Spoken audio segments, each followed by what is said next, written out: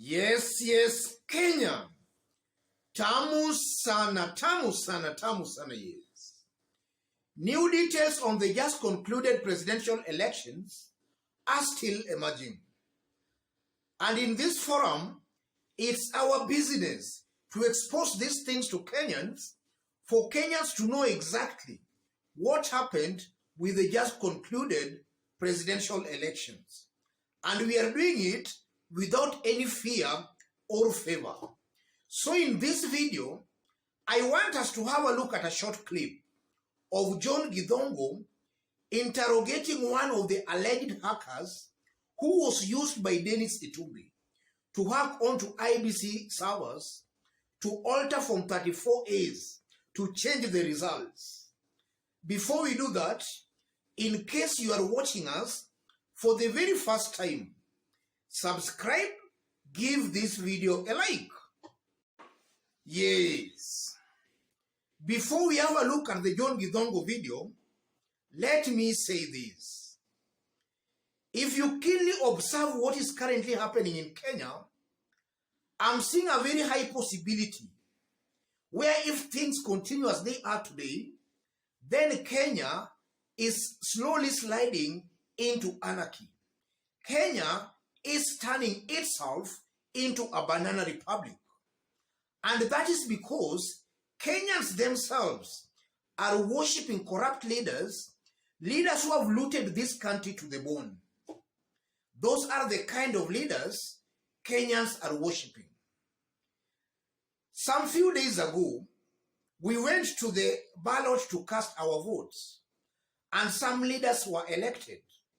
It's hardly 2 weeks, we are seeing these leaders changing comes, changing their political allegiance, an indication that some of these leaders are just seeking elective seats for their own selfish interest and gains. That's why I strongly believe that if Kenyans are not careful, this country is slowly turning into a banana kind of a republic.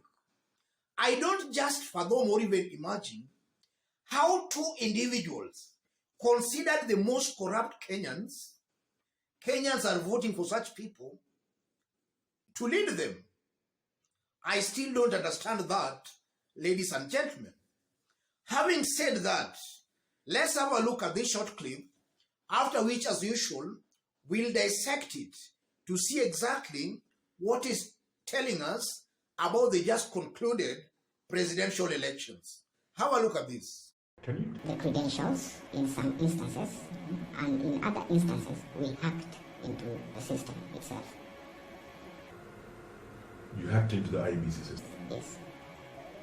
So, the results that you are, as Kenyans, watching on the portal, yes, came from you or from the IEBC, from the King's Kids of the IEBC? The results came from us. Then we pushed it to public portal of IEBC. Yes. That's one of the alleged hackers Denis Itumbi and his team were using to hack onto IEBC servers. And it's now coming out clearly that the results we were being shown, we were being told to check IEBC portal. Those were results from Denis Itumbi, results from William Ruto's team. That's what is coming out clearly from that short clip. And just as I've been saying in my previous videos, because we are still analyzing this whole thing of the presidential thing, it's coming out clearly, and I'm repeating again, William Ruto and Wafula Chebukati bungled this year's election.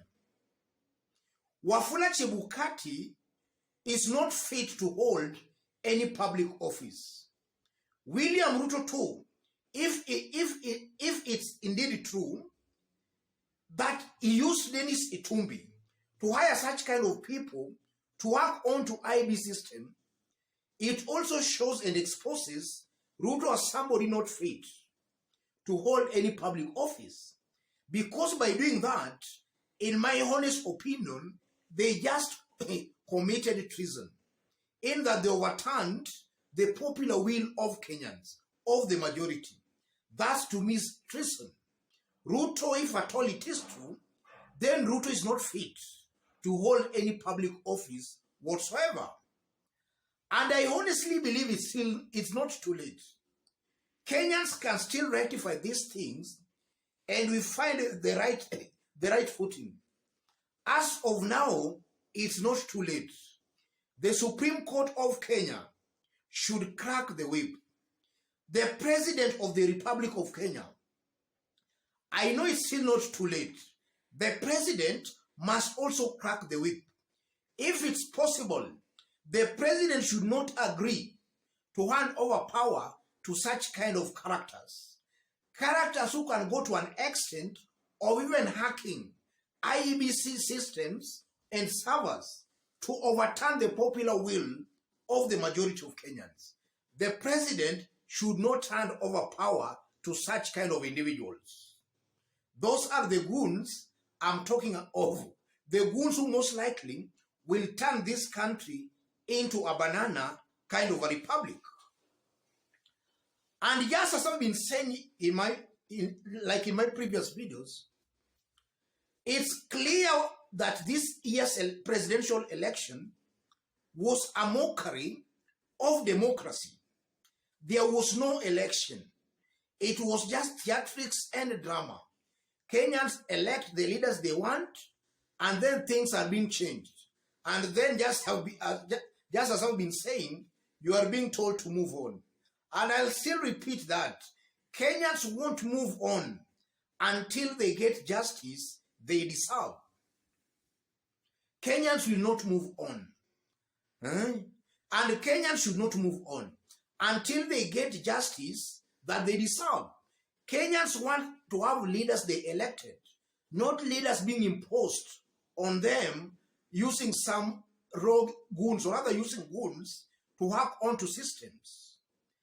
And also from that video, it's very clear that if you compare 2017 presidential or rather 2017 petition and the 2022 petition, from where I sit, 2022 petition has got very tangible evidences that even a blind judge can just see. This petition has seriously tangible evidences. And that's why I still maintain that the Supreme Court of Kenya must do what they should do. Let them find out who won the election and declare that person the president. I believe that will be justice to a good majority of Kenyans. And I'm saying that because also if you look at the map of Kenya, you can see clearly on how Kenyans voted. You can see the map of Kenya the way it is. Even that one alone, the map of Kenya alone, should also be a consideration at the Supreme Court of Kenya. That map should be a consideration at the Supreme Court of Kenya. We cannot just have two communities or maybe two tribes just exchanging power between themselves. It can't continue that way year in, year out. That's why the Supreme Court of Kenya must make sure they put things in the right way. Let me stop it there.